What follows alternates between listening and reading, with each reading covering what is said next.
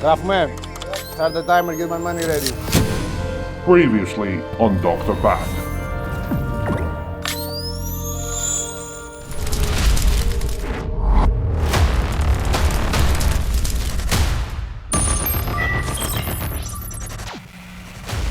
As you can see, the budget for these videos is not very high, but if having fun and enjoying yourself in the gym is part of your goals, then by all means, have fun. It's all about maximizing muscle growth, baby. Yeah. Science-based, evidence-based. Go f yourself, bro. It's a free video. My tips will likely get you better results because I'm biased and I'm me. Not my baby. What the fuck are you looking at? To get competitive with your male counterpart or female counterpart. Hey. And I'll catch you guys. I'll see you guys. I'll see you guys Next time.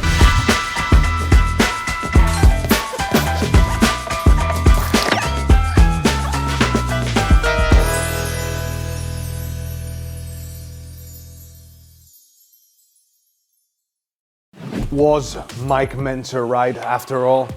Was I an absolute fool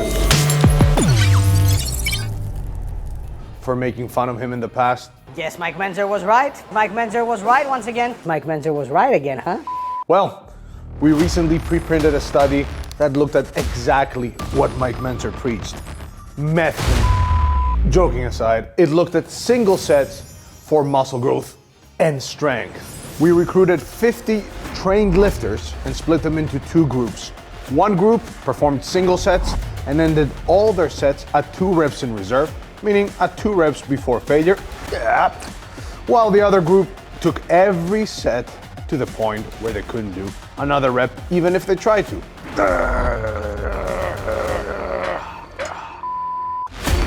Participants performed 9 exercises on 2 different training sessions every week. Exercises included things like tricep pushdowns, shoulder press, leg extensions, hack squats, and in general, plenty of exercises for the upper and lower body. Overall, we measured biceps, triceps, and quad hypertrophy. Totally squatting right now. Up.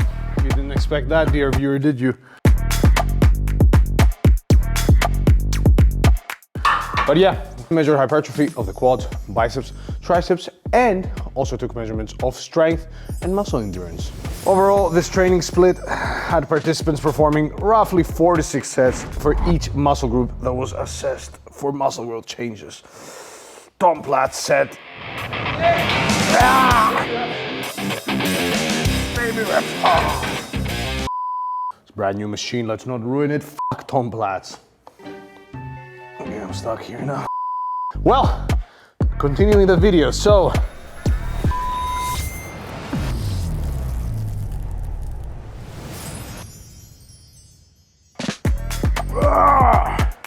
the results. The results were Mike Mentzer was right. We never finished the study because we already knew the results.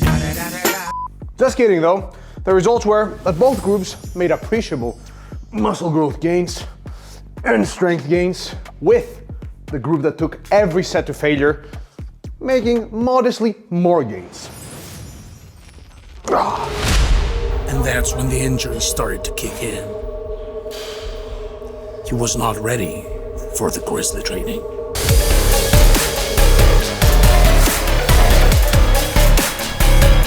Oh, Mike Mentzer.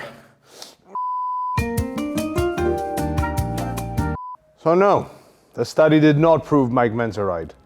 Mike Mentzer claimed that a single set per muscle group per week is enough for you to maximize your gains to to absolutely reach your genetic potential as far as muscle growth goes, alongside things like doing more will hurt your recovery, lead to overtraining, actually be detrimental to muscle growth, and so on and so forth. As mentioned, the study didn't have people do just 1 set per muscle group per week. They did 4 to 6 sets, which according to the latest meta-analysis on volume and muscle growth is right around the minimum effective dose mark.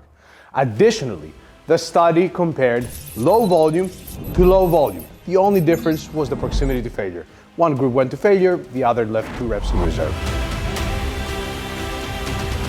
This is like saying rhinos are faster than cars and then having 2 rhinos race and saying, yep, you see, one rhino beat the other, or they were both pretty fast, therefore it's true that rhinos are faster than cars. Fun fact, rhinos, faster mammal above 1,000 kilos. They're pretty fast, obviously not faster than cars, and yeah.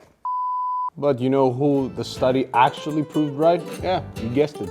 Me, Dr. Minimum Effective Dose. Just kidding though. Science is not supposed to be proving stuff. You're supposed to be accepting or rejecting ideas based on the available evidence and be able to change your mind based on new evidence.